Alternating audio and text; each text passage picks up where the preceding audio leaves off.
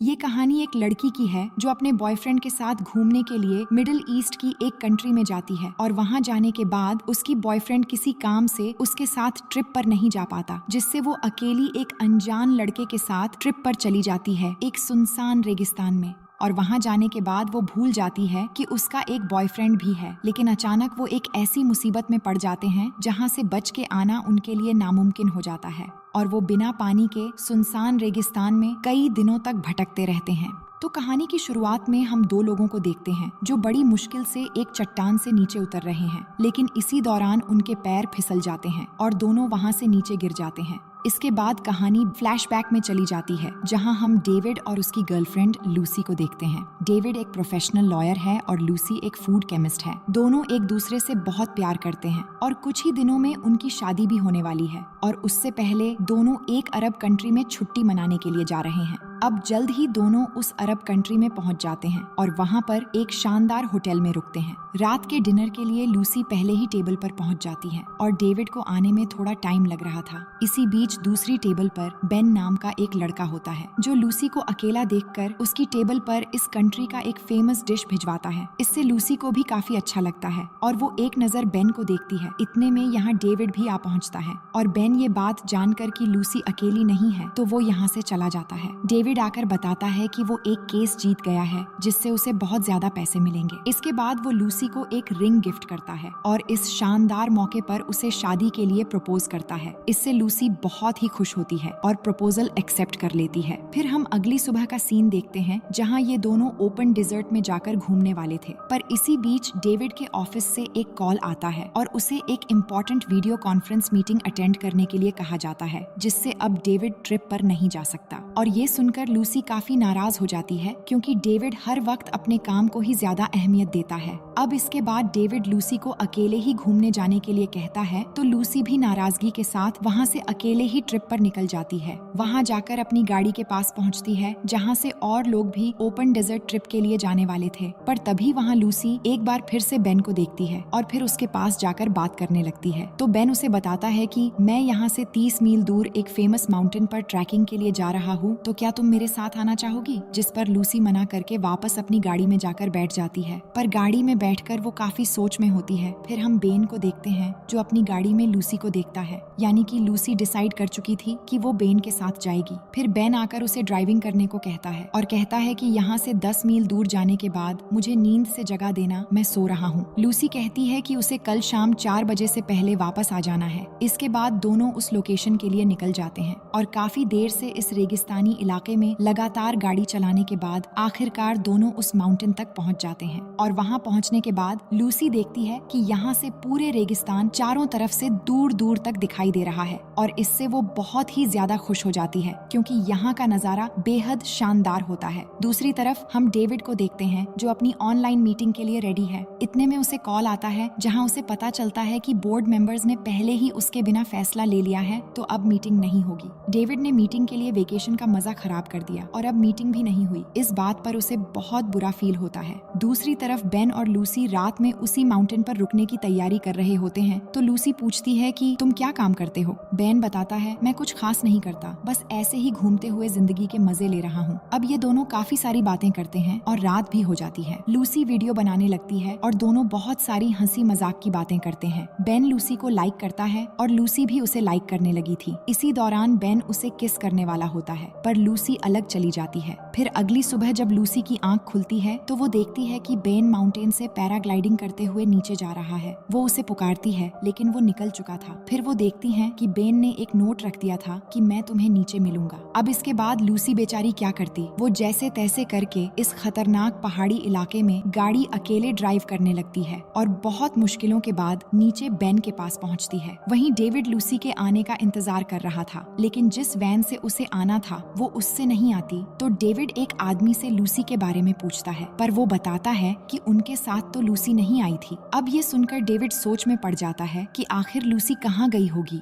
इधर लूसी आकर बेन पर चिल्लाती है कि तुमने मुझे मुश्किल में डाल दिया था और अब बहुत देर भी हो चुकी है क्योंकि मुझे अब तक होटल में पहुंच जाना चाहिए था। इसके बाद ये दोनों वापस आने के लिए निकल जाते हैं और चलते हुए बेन गाड़ी में एक म्यूजिक कैसेट चलाकर ड्राइविंग कर रहा होता है, पर कुछ दूर चलने के बाद लूसी को इस म्यूजिक से इरिटेशन होने लगती है है, जिससे वो म्यूजिक कैसेट निकालकर बाहर फेंक देती है। तभी बेन गाड़ी रोक देता है और वापस जाकर वो कैसेट फिर से लेकर आता है, पर उसके ब्रेक मारने के चक्कर में गाड़ी के टायर रेत में धंस चुके थे। अब बेन वापस जब गाड़ी चलाता है तो गाड़ी और ज्यादा फंस जाता है। बेन गाड़ी निकालने की बहुत कोशिश करता है, लेकिन कुछ नहीं होता। अब उनके पास पानी भी कम था और दूर दूर तक बस रेत और जलती हुई हवाएं थीं। ये देखकर लूसी बेन से पूछती है, क्या कोई और तरीका नहीं है? बेन कहता है, नहीं, अब हम इस रेगिस्तान में फंस गए हैं। यहाँ से हम कहीं भी जाएं, रोड 30 मील दूर है, इसलिए हम रात में ठंडी हवाओं में निकलेंगे। लेकिन लूसी बहुत जिद्दी थी, वो बेन की बात नहीं मानती और एक पानी की बोतल और अपना बैग लिए वहाँ से अकेले ही निकल जाती है। एक ऐसे तपते हुए रेगिस्तान में जहाँ पर बस रेत ही रेत है, वहाँ से इस तरह निकल पाना नामुमकिन था। पर वो जिद करके बेन को छोड़कर निकल तो गई थी, लेकिन सिर्फ 1 घंटा चलने के बाद जब पानी खत्म होने लगता है तो वो वापस बेन के पास लौटने लगती है।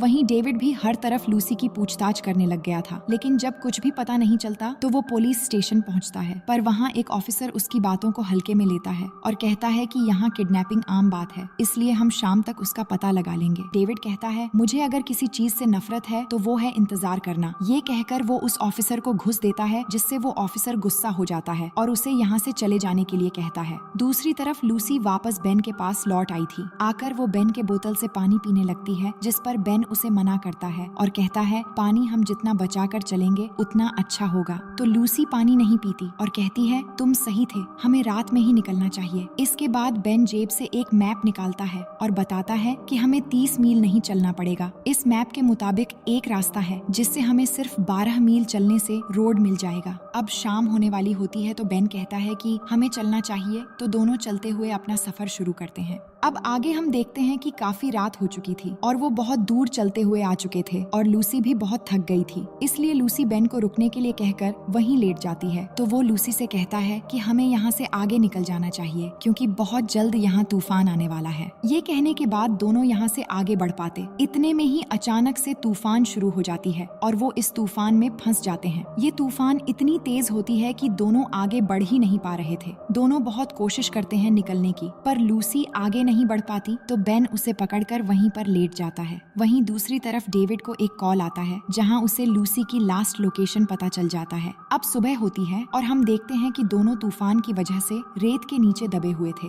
लूसी की आंख खुलती है तो वो बेन को उठाकर दिखाती है, जहां कुछ ही दूर एक रोड पर गाड़ी चलते हुए नजर आ रही थी। फिर दोनों दूरबीन से देखते हैं और रोड देखकर बहुत ही खुश हो जाते हैं और लूसी तो सीधे बेन के गोद में चढ़कर खुशी से चिल्लाने लगती है, क्योंकि बहुत मुश्किलों के बाद दोनों अब घर जा सकते थे। फिर वो भागते हुए उस रोड की तरफ जाने लगते हैं और दोनों के अंदर एक आशा की किरण जाग उठी थी, पर उन्हें नहीं पता था कि आगे जाकर एक नई मुसीबत उनका इंतजार कर रही है। आगे जाकर उन्हें सामने एक बहुत ही बड़ी खाई दिखाई देती है, जो देखकर उनकी हिम्मत बिल्कुल टूट जाती है। अब उस रोड तक पहुंचने के लिए पहले उन्हें इस खाई को पार करना पड़ेगा। इसके बाद लूसी कहती है, क्या हम खाई से नीचे उतरकर नहीं जा सकते? जिस पर बेन कहता है कि हम बहुत थक चुके हैं, इसलिए शायद हमें पहले थोड़ा आराम कर लेना चाहिए, इसके बाद फैसला करेंगे क्या करना है। दूसरी तरफ डेविड लूसी की लास्ट लोकेशन पर पहुंच जाता है, जहां वो एक बूढ़े आदमी को देखता है, जो वही आदमी था जिससे बेन ने पेट्रोल लिया था। वो उस आदमी को लूसी की फोटो दिखाता है तो वो लूसी को पहचान लेता है। फिर लूसी और बेन के बारे में उसे सब बता देता है कि वो दोनों यहाँ से कुछ ही मील दूर ट्रिप के लिए निकले थे।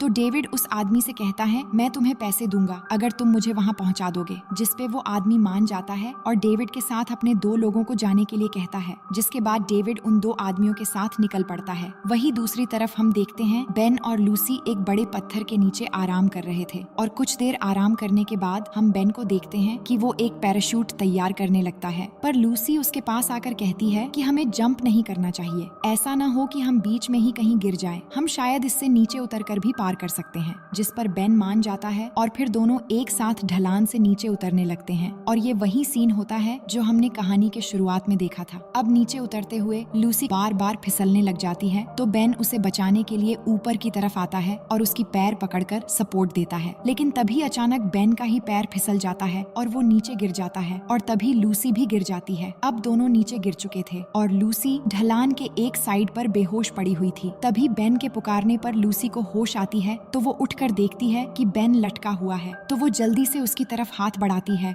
और बहुत मुश्किल से उसे ऊपर खींच ले आती है। इसके बाद लूसी देखती है कि बेन को एक गहरी गहरी चोट लगी है और उसके जख्म पर एक पत्थर भी फंस गया है। दूसरी तरफ डेविड उस माउंटेन पर पहुंच जाता है जहां बेन और लूसी रुके थे। उसे वहां लूसी का कैमरा दिखता है जिसमें वो बेन और लूसी की एक साथ वीडियो देख लेता है जो लूसी ने उस रात को रिकॉर्ड किया था। पर इससे डेविड को लगता है कि लूसी अब बेन के साथ रह रही है और वो बहुत खुश भी है, इसलिए वो यहाँ से गुस्सा होकर उन दोनों को वापस कार घुमाने को कहता है। दूसरी तरफ बेन जख्म की वजह से बहुत कमजोर हो चुका था और लूसी से कहता है कि अब मैं क्लाइंब नहीं कर पाऊंगा, तुम्हें ऊपर जाकर पैराशूट लेकर जंप करना चाहिए जिससे शायद हम बच पाएंगे। अब लूसी भी एक नई मुसीबत में पड़ चुकी थी क्योंकि पैराशूट लेकर ऊपर से जंप करना उसके लिए एक नया चैलेंज था, लेकिन मरने से अच्छा है वो कोशिश करे। जिसके बाद वो ऊपर जाती है और पैराशूट लेकर उड़ने की कोशिश करने लगती है, पर वो पैराशूट नहीं उड़ा पाती। लेकिन 2-3 बार कोशिश करने के बाद आखिरकार वो कामयाब हो जाती है और पैराशूट के जरिए उड़ते हुए आगे बढ़ने लगती है। वहीं बेन भी नीचे से लूसी को उड़ते हुए देखकर काफी खुश हो रहा था, लेकिन पैराशूट से काफी आगे निकल जाने के बाद अचानक हवा की वजह से बैलेंस बिगड़ने लग जाता है और लूसी जाकर सीधे चट्टान से टकराकर नीचे गिर जाती है। अब आगे हम देखते हैं कि लूसी को होश आती है जहाँ उसे पानी भी मिलता है, तो वो पेट भर के पानी पीती है और अब वो बिल्कुल ढलान के एकदम नीचे पहुंच गई थी। उसे समझ नहीं आ रहा था कि आगे क्या करना है। तभी उसे एक लड़की नजर आती है, पर वो लूसी को देखकर घबराने लगती है, तो वो अपना मोबाइल निकालकर उसे दिखाती है और उससे बात करने की कोशिश करती है।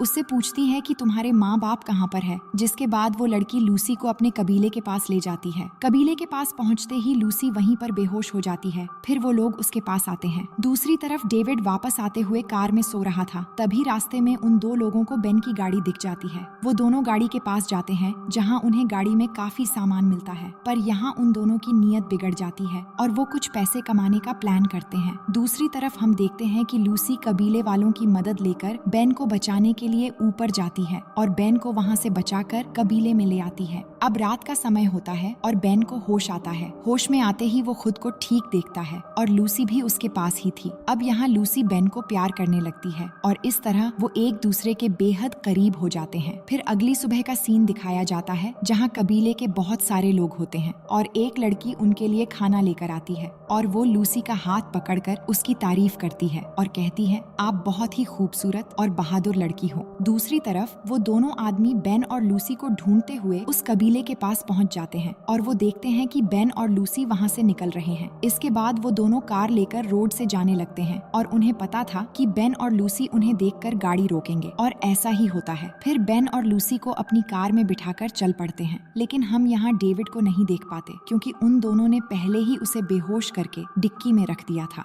अब यहाँ उनमें से एक आदमी कहता है, तुमने अपनी कार कहाँ छोड़ी है? जिस पर बेन कहता है कि उस पहाड़ी से कुछ ही दूरी पर गाड़ी फंस गया था, इसलिए हमें वहाँ गाड़ी छोड़कर आना पड़ा। फिर एक आदमी कहता है, तुम अगर चाहो तो हम तुम्हें गाड़ी के पास छोड़ सकते हैं, जिससे तुम्हारी गाड़ी भी मिल जाएगी और वहाँ से हम तुम्हारे लिए टैक्सी का इंतजाम भी कर सकते हैं। अब इस बात से बेन और लूसी भी राजी हो जाते हैं। फिर वो दोनों उनकी गाड़ी की तरफ जाने लगते हैं। कुछ दूर जाने के बाद वो लोग उस जगह पहुँच जाते हैं जहाँ बेन की गाड़ी था, लेकिन अब कार से निकलते ही वो उन पर गन पॉइंट कर देते हैं और उन्हें घुटनों पर बैठने के लिए कहते हैं। असल में ये दोनों इनका सौदा करना चाहते हैं। इसके बाद वो दोनों कुछ लोगों को यहाँ पर बुलाते हैं। फिर जिस आदमी से उन्होंने सौदा किया था वो खरीदार वहाँ आता है। इसके बाद वो कार की डिक्की से डेविड को भी निकाल लाते हैं और हमें यहाँ पता चलता है कि उन दोनों ने खरीदार से सिर्फ बेन और डेविड को बेचने की बात की थी। अब वो खरीदार बेन के पास जाता है और उसके जख्म पर मारकर उसे गिरा देता है। लूसी ये देखकर बेन के पास जाती है तो वो लूसी को पकड़ता है और कहता है कि मैं इस लड़की के लिए ज्यादा पैसे दूंगा,